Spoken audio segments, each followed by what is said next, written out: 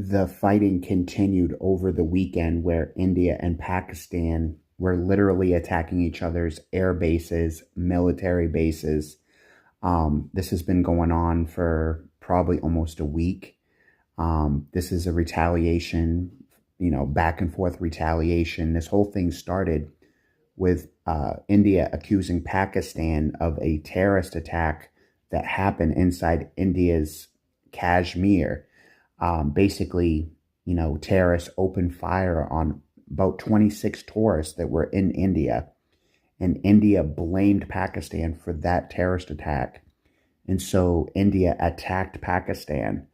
And then Pakistan, they were going back and forth. They were shooting each other's planes down in the air, having major, I believe they call it dogfights in the air, shooting each other's planes down. And then over this weekend, they've started, attacking each other's air bases and military bases.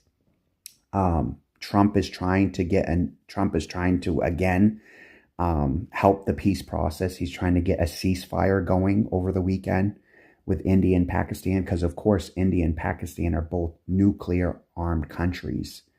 But that's what they were doing over the weekend, guys. They were attacking each other's air bases. In other news, Steve Witkoff has met with Putin about 3 to 4 times. That's a U.S. peace envoy from the U.S. trying to negotiate a peace deal with Ukraine and Russia. Russia has a list of some demands.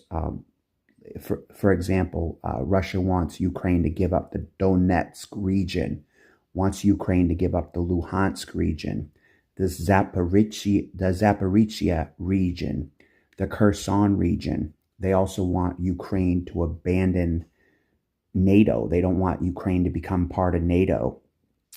They also want restrictions on the size of Ukraine's military.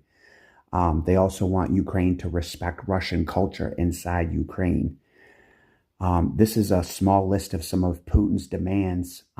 They were kind of upset with, the U.S. peace envoy because they had Russia interpreters instead of an independent interpreter. They were using interpreters from the Kremlin. So that kind of raised some red flags of fairness and things. I think they're just trying to build some trust between both countries and get a peace deal going, get a ceasefire going. But Putin has some demands that he doesn't want to give up, There's things that they're still arguing and fighting about, but I'm hoping that we can come to a peace resolution to end these conflicts, especially the India-Pakistan conflict. We don't want to boil over. Till next time.